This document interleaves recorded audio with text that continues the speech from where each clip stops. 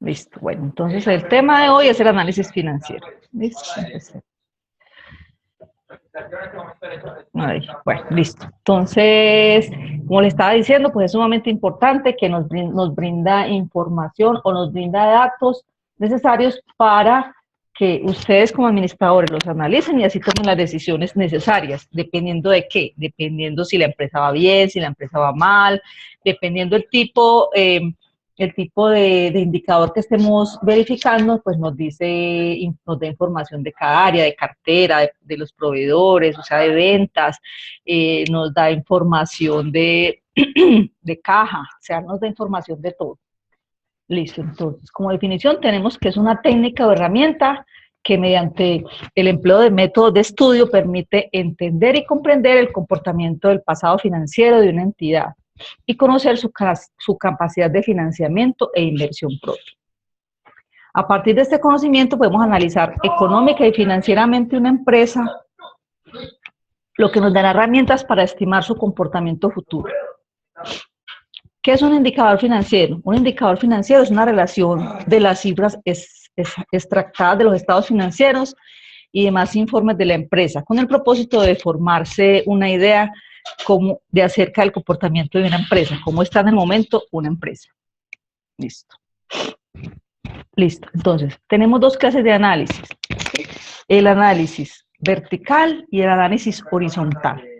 Entonces, el vertical, pues como su nombre se asemeja pues como a la columna vertebral, es hacia abajo, es una comparación hacia abajo.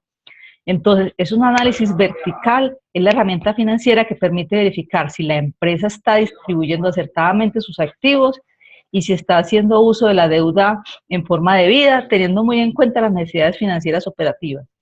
Este análisis vertical es coger cada uno de los rubros y compararlos con el total, o sea, qué tanta es la participación, por ejemplo, de los activos, qué tanta es la participación del efectivo, por ejemplo, qué tanta es la participación de la cartera en el total de los activos. Es como coger y ir haciendo una relación de qué tal es la participación. Y el horizontal, pues es como entre periodos, ¿cierto? Busca determinar la variación que un rubro ha sufrido en un periodo respecto a otro. Esto es importante para determinar cuánto se ha crecido o disminuido en un periodo de tiempo determinado. Entonces, el vertical es muy fácil, dice. El objetivo del análisis vertical es determinar qué tanto porcentaje representa cada cuenta del activo o del pasivo, pues o del patrimonio también dentro del subtotal o el total de ellas. Por ejemplo, la caja. En este momento el valor son 10,000 pesos. Y el subtotal de la cuenta del activo corriente, que en este caso sería el activo, en este caso, la cuenta de activo disponible. Ay, qué pena, tengo una gripa, muchachos, me disculpan.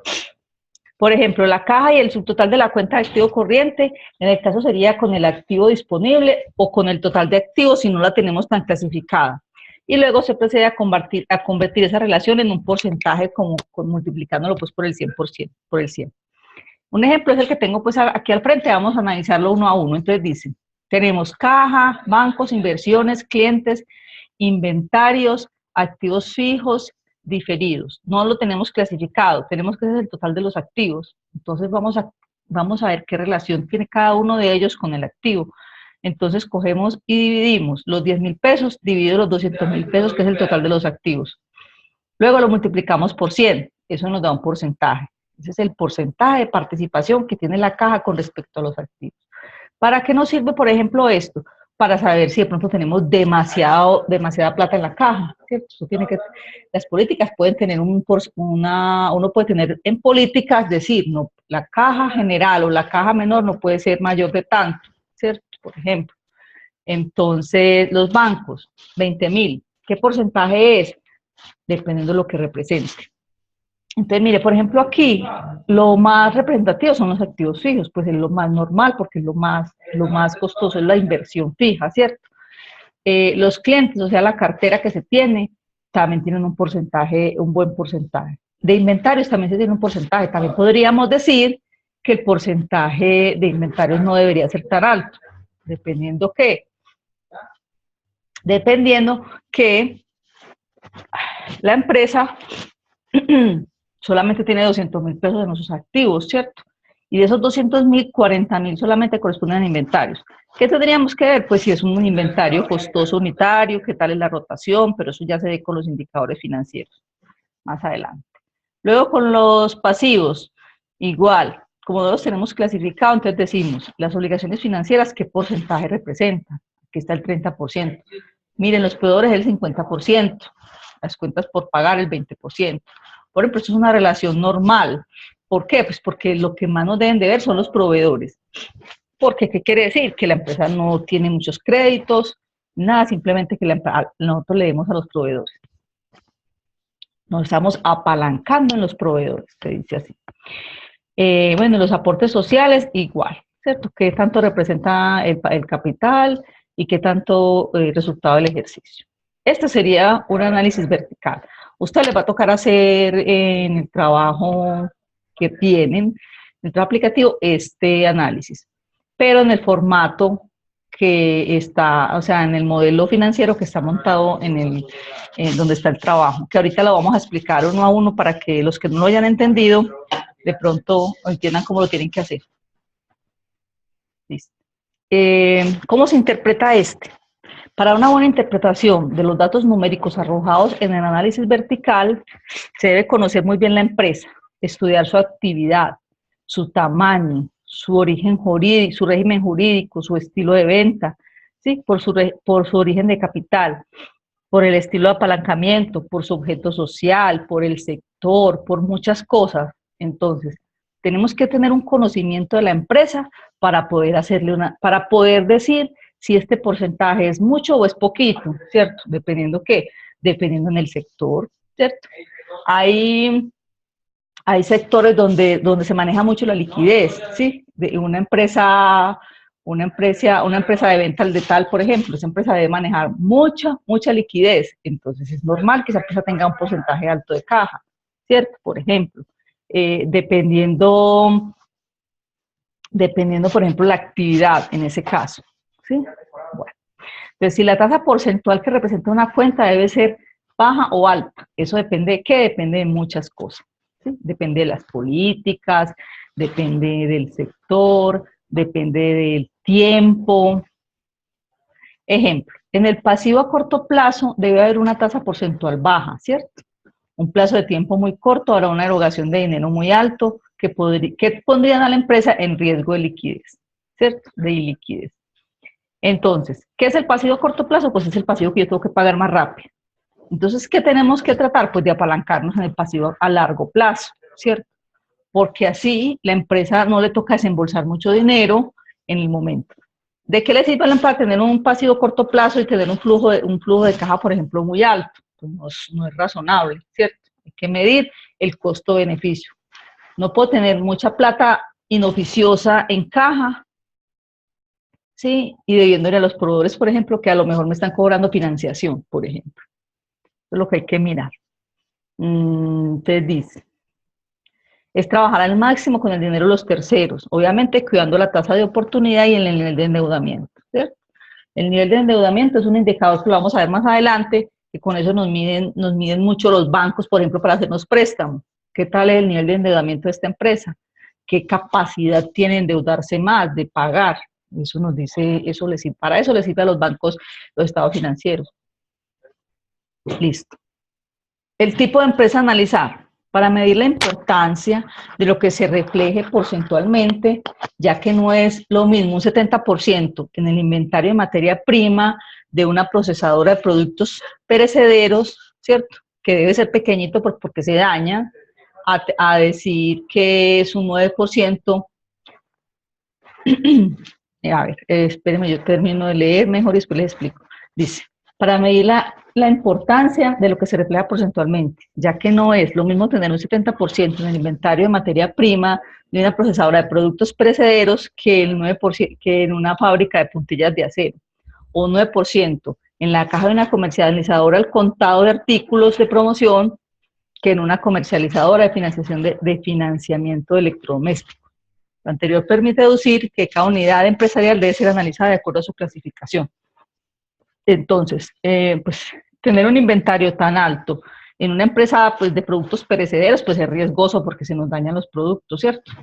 o tener un flujo de caja pequeño en una comercializadora de venta al detal, ¿cierto?, de contado, pues es malo. ¿Por qué? Pues porque tenemos que tener dinero para devolver, tenemos que tener dinero, es normal, quiere decir que no está recaudando casi, no está vendiendo casi. Entonces, dependiendo del tipo de empresa, vamos a analizar. Entonces, ¿qué necesitamos, qué necesitan ustedes saber de la empresa que escogieron o que van a escoger para hacer su trabajo? Pues necesitan escoger una empresa de la que tengan mayor información, de la que tengan misión, visión, políticas, ¿sí? Ojalá que tengan la planeación estratégica, ¿cierto? ¿Por qué? Porque ustedes van a analizar, tienen que saber de qué sector pertenece, si es una SAS, si es una limitada, ¿cierto? Entonces, es importante que conozcan la empresa. Y yo también la necesito que el trabajo lo hagan con las normas APA, con toda la información de la empresa. Tercero, el origen de cada cuenta y el por qué se encuentra ubicada, cómo aparece en el estado financiero al que pertenece. Por ejemplo, la cuenta de inversiones temporales pertenece al activo corriente porque, al igual que todas sus afines, se puede convertir rápidamente en dinero constante. Y esta depende de caja y de bancos porque es la última opción de poner a ganar el último interés al dinero sobrante, pero que se va a requerir en cualquier momento. Entonces, una cuenta de inversiones temporales pertenece ¿qué? A la cuenta de los activos corrientes, ¿cierto? Se puede convertir rápidamente en dinero. Entonces, eso es lo que hay que mirar. El análisis horizontal. El análisis horizontal lo que busca es determinar la variación absoluta o relativa que ha sufrido. Que ha sufrido que cada partida de los estados contables en un periodo respecto a otro. Se busca cuál ha sido el crecimiento o decrecimiento de una cuenta o rubro en un periodo determinado. Ejemplo, en el año 1, una empresa poseía un activo de 100.000. Aquí le falta un cerito. Pero ahorita lo pongo. De 100.000. Y en el año 2, el activo ascendió a la suma de 150.000. Entonces tenemos que la empresa creció, ¿sí?, en este rubro del activo en 50.000. ¿Sí? Es decir, que el activo se incrementó o tuvo una variación positiva de 50 en el periodo en cuestión. Para determinar la variación relativa en porcentaje de un periodo respecto al otro, se debe aplicar ¿qué? Una regla de 3 simple, ¿cierto? Para esto se divide el periodo 2 por el periodo 1 y se le resta un 1. Y este resultado se multiplica por 100 para convertirlo en porcentaje, quedando la fórmula constituida de la siguiente manera. Entonces, periodo 2 dividido periodo 1, menos 1 multiplicado por 100. Esto nos da el porcentaje de crecimiento de cada rubro de la empresa.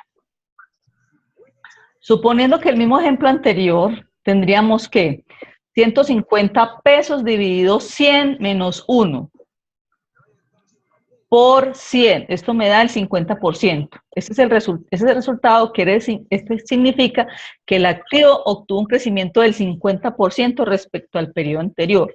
Entonces, ¿ya qué hace la empresa? Venir y mirar individualmente por qué creció tanto. ¿Por qué creció en un 50%? Es que compramos una maquinaria muy costosa. Listo. O es que se recaudaba demasiada cartera. Listo. O es que se hizo una inversión muy grande. ¿Sí? O fue que se inyectó capital. Entonces, eso debe tener una explicación. El por qué creció tanto el activo en la empresa. Profe, ¿puede poner, por favor, las 2 diapositivas anteriores? El primer ejemplo que mostraste. El primer ejemplo, este. Ese. Es decir, que el activo... Ya. Sí. Gracias. Listo. Aquí me hace falta un cerito. Eso yo lo arreglo ahorita. Listo. Bueno, entonces dice, diferencia conceptual entre el análisis horizontal y el vertical. Entonces, ¿qué nos dice el horizontal? Busca determinar la variación que hay de un rubro, que ha sufrido un rubro con respecto a otro periodo. Y en el vertical busca ver qué tanto participa un rubro con respecto al total. ¿sí? Esos son los que hay. Entonces, aquí está, un ejemplito. Entonces, tenemos, esto sí es un activo, un balance. Este es todo un balance. Tenemos dos periodos de tiempo, ¿sí? Y tenemos un análisis horizontal. El análisis horizontal puede ser en pesos o puede ser en valor relativo, o sea, en porcentaje, ¿cierto? Entonces tenemos disponibilidades, o sea, caja, ¿cierto? Está banco, inversiones, crédito por ventas, otros créditos, bienes de cambio, bienes de uso, y tenemos el total de los activos. ¿Cómo se hace? Como lo dijimos. Entonces, el valor absoluto es 13 menos 10 da 3, o sea, creció un 3%. En porcentaje creció un 30%. Bancos, estaba en 20 y quedó en 18. ¿Qué quiere decir? Que rebajó, bajó ¿cuánto? Bajó en un 10%. ¿Eso quiere decir que es malo? No, eso puede ser. Si vemos que este bajó, pero el porcentaje, por ejemplo, de los pasivos también bajó, ¿qué quiere decir? Pues puede querer decir que se pagaron proveedores y eso no es malo, ¿cierto? Listo. En las inversiones teníamos 40 y ya tenemos 45. Ay, tenemos 45. ¿Qué quiere decir? Que, ay, ¿eso por qué se está moviendo solo? Esperen, qué pena. Bueno. Listo, bueno, entonces creció. Ay, eso se está moviendo solo. Tengo el mouse loco, muchachos, qué pena.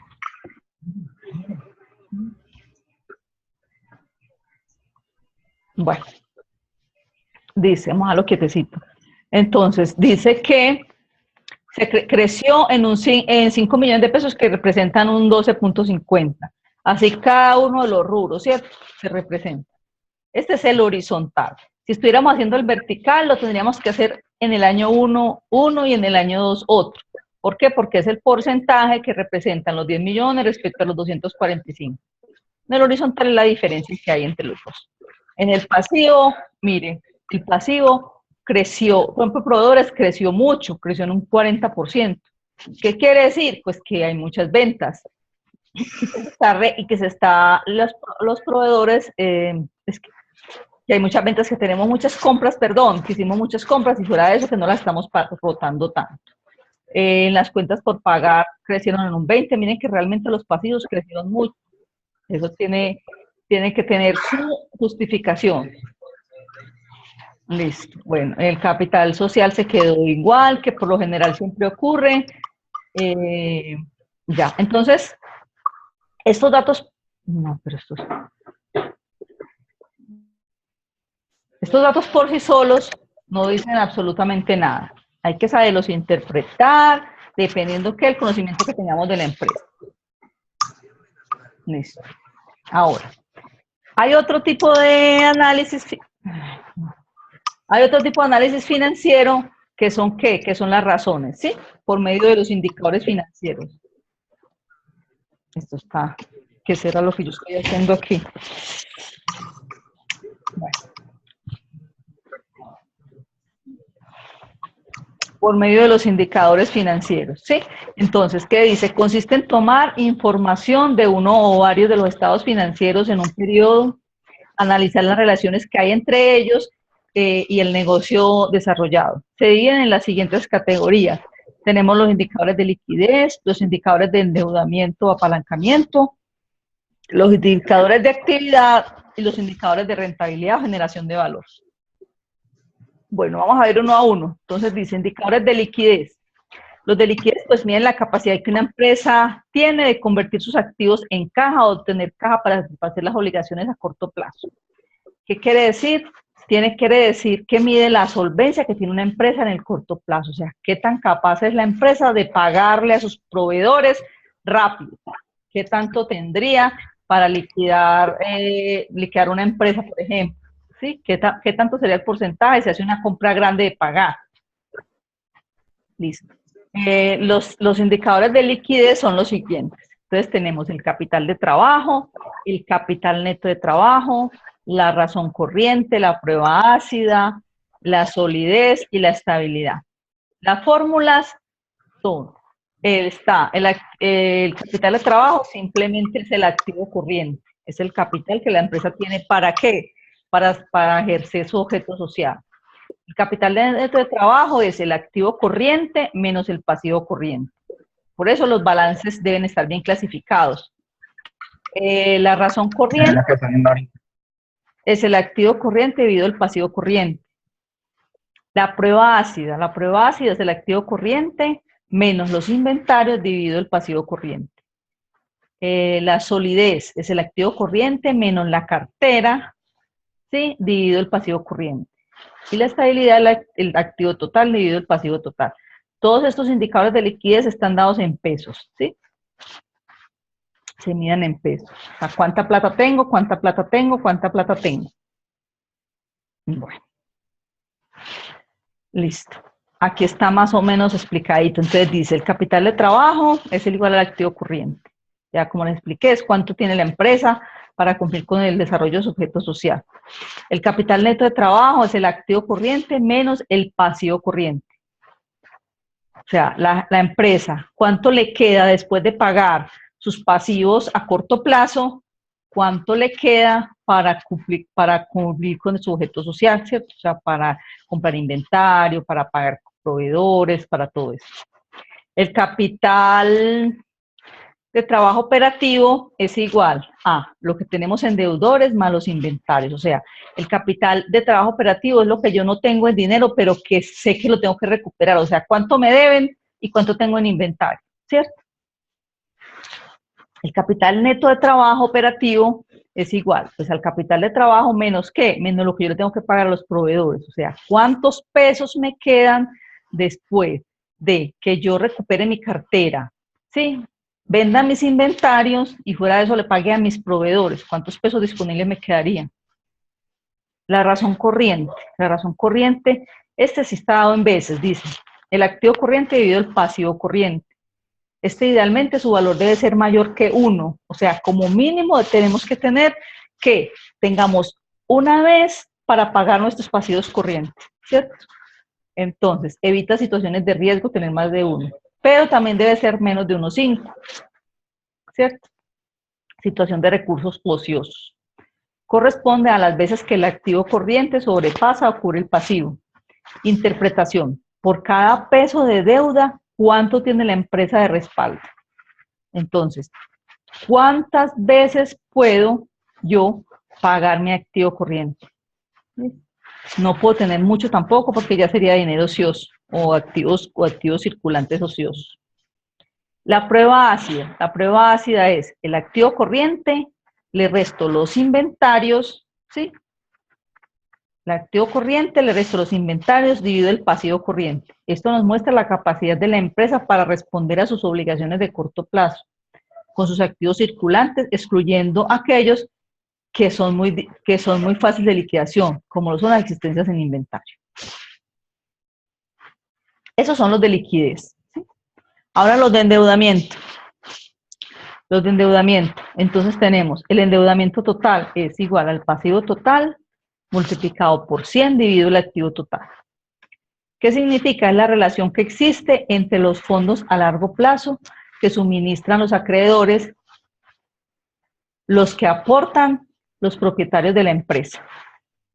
Concentración del endeudamiento de corto plazo es igual al pasivo corriente por 100 dividido el pasivo total por los terceros, o sea, ¿qué porcentaje corresponde los corrientes sobre el pasivo total?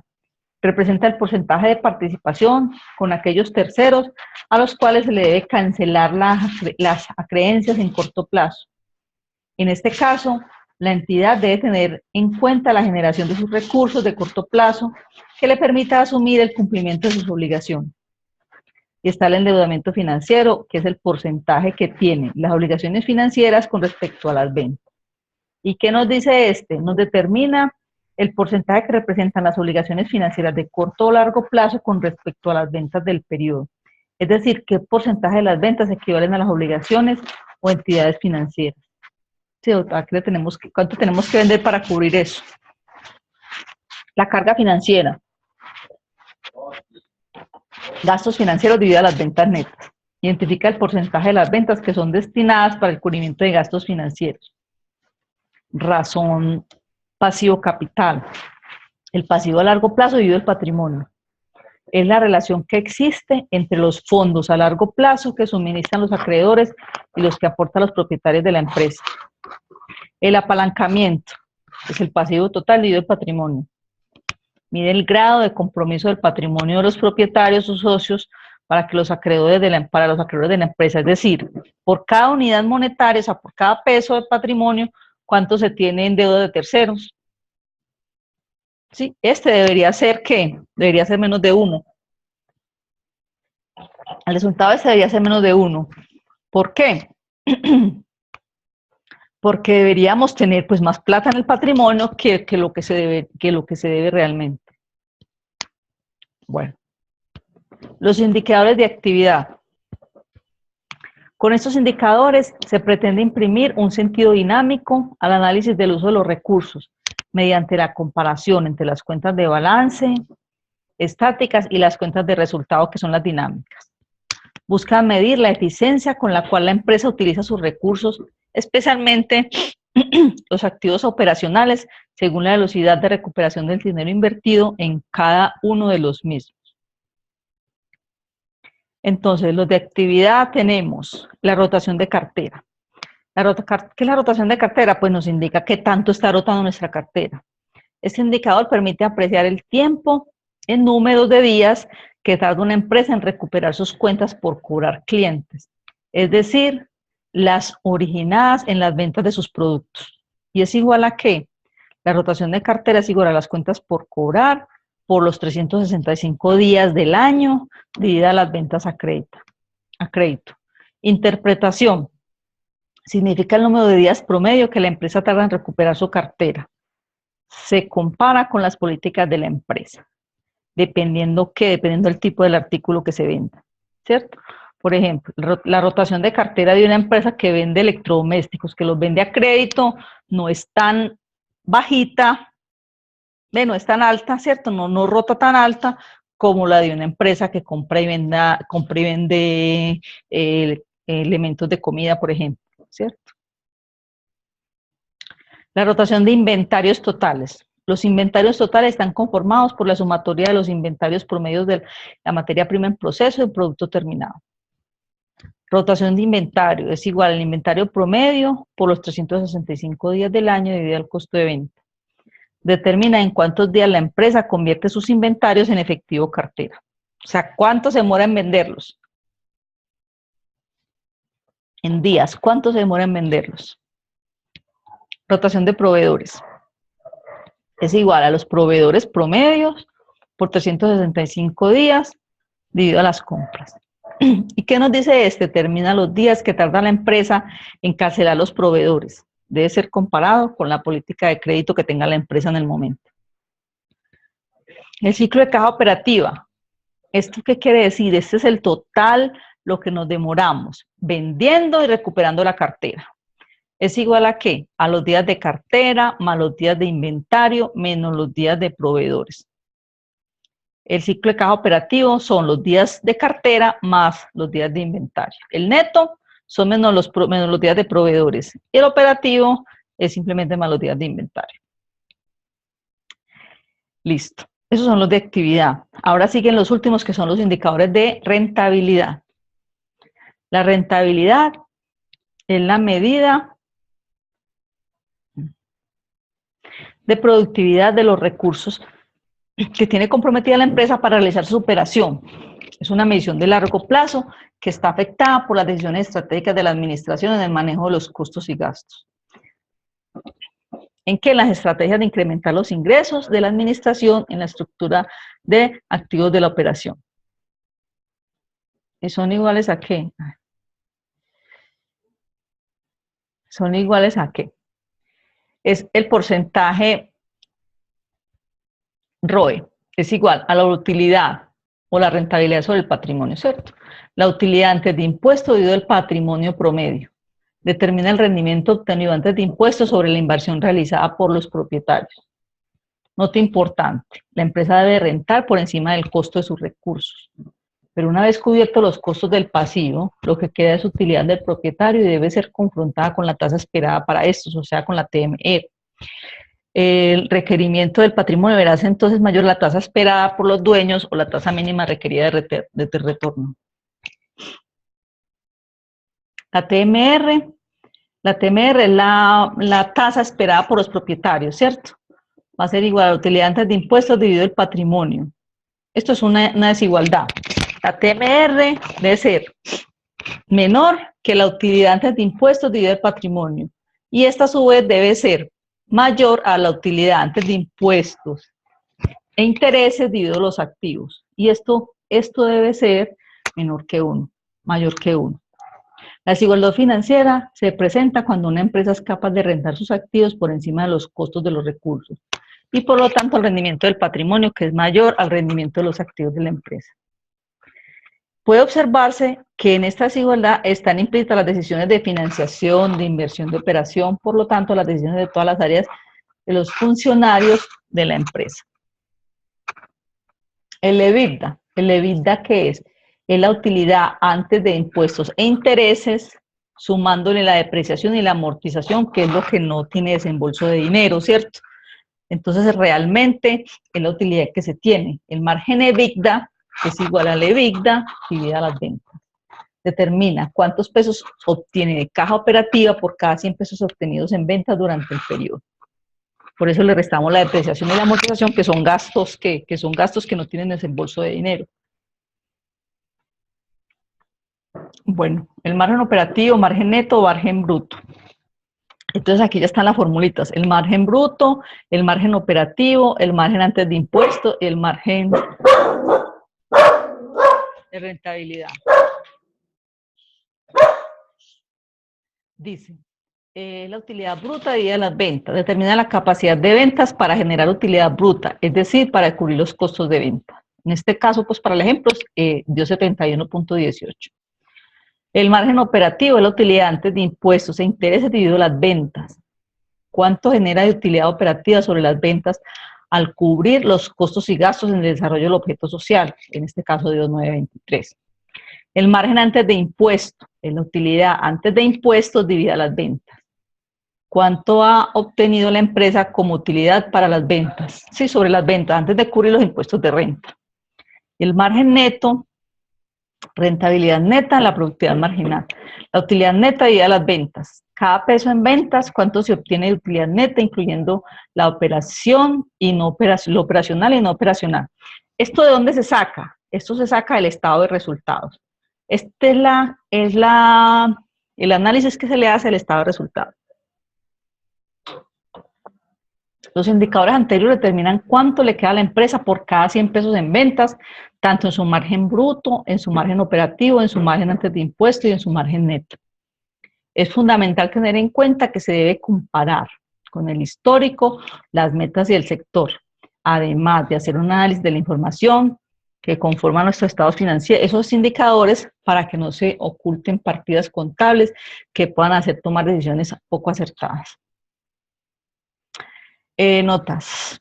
El activo total del activo total, el 70% son activos operativos y la apreciación son 1000. Eso es un ejercicio, un pequeño ejercicio. Esto es un pequeño estado de resultados y estos son los datos adicionales que se tienen. Entonces dice, esto lo tengo yo en un documentico, le tomé una fotico y lo puse ahí. Con base en las siguientes cifras, calcular y analizar los indicadores de rentabilidad de la empresa comercializadora Doña Eloísa. Analice las causas que produjeron los resultados, sean buenos o sean malos. Entonces, tenemos las ventas, los costos de venta, la utilidad bruta, los gastos de administración, los gastos de venta, la utilidad operacional, la utilidad de operación, gastos financieros, ingresos, total de ingresos, utilidad antes de impuestos y utilidad neta. Además, tenemos que el patrimonio es 100.000, que el activo total es tanto y que las obligaciones financieras son tantos. Entonces, el margen de contribución. El margen de contribución permite determinar cuánto está contribuyendo un determinado producto a la empresa. Permite identificar en qué medida es rentable seguir con la producción de este artículo. Algunas situaciones que el margen de contribución permite identificar y analizar son las siguientes. Si el margen de contribución es positivo, permite absorber el costo fijo y generar un margen para la utilidad. Todos estos conceptos les sirven a ustedes para hacer el análisis. O ganancia esperada. entre mayor sea el margen de contribución, mayor será la utilidad. Recordemos que el costo fijo siempre varía, depende del margen de contribución. Segundo, cuando el margen de contribución es igual al costo fijo, no deja margen para ganancia, o sea que no generamos utilidad ni rentabilidad, por lo que se considera que la empresa está en su punto de equilibrio, o sea, no va a ganar ni va a perder. ¿Qué es el punto de equilibrio? El punto de equilibrio indica el nivel de venta necesario para cubrir los costos y gastos de la operación, tanto fijos como variables. En este punto de venta, las utilidades operacionales tienden a cero. Se puede calcular cantidades y en pesos, en cantidades o en pesos. Se debe tener en cuenta el margen de contribución. Cuando las ventas superan la barrera del punto de equilibrio, comienza a obtener utilidad. El punto de equilibrio en unidades es igual a los costos y gastos totales, dividido el precio de venta menos los costos variables. El margen de contribución se define como el exceso de ingresos con respecto a los costos variables, los cuales contribuyen a cubrir los costos fijos y obtener una utilidad.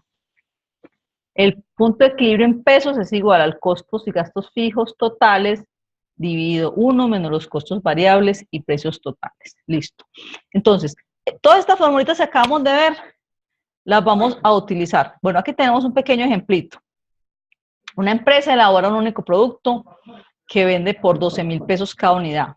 El producto utiliza materiales por 2.500, mano de obra por 2.000. La unidad y el proceso se tienen costos fijos de arriendo de 800.000, servicios públicos de 300.000, depreciación de 1.000.000 y otros costos fijos de 1.250.000. Con esta información, calcular el punto de equilibrio en unidades. Entonces, el punto de equilibrio en unidades es igual a los costos y gastos y fijos totales dividido el precio de venta menos los costos variables.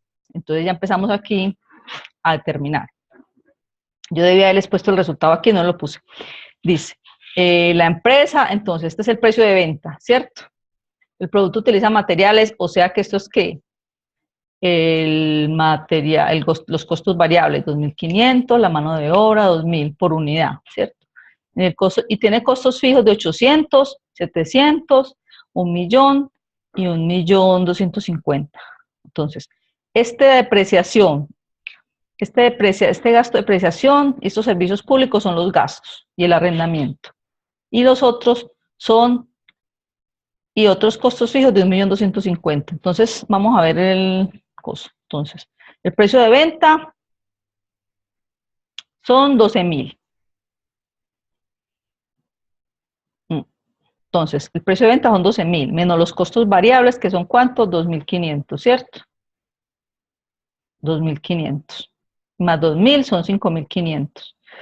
Entonces, ese es acá, 5.500. Los costos y gastos totales, pues sumamos todos estos gastos que están aquí.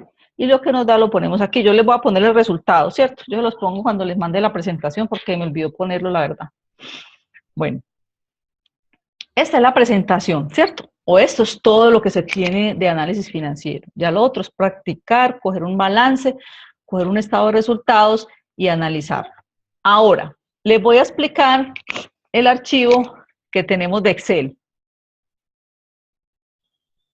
Voy a parar, voy a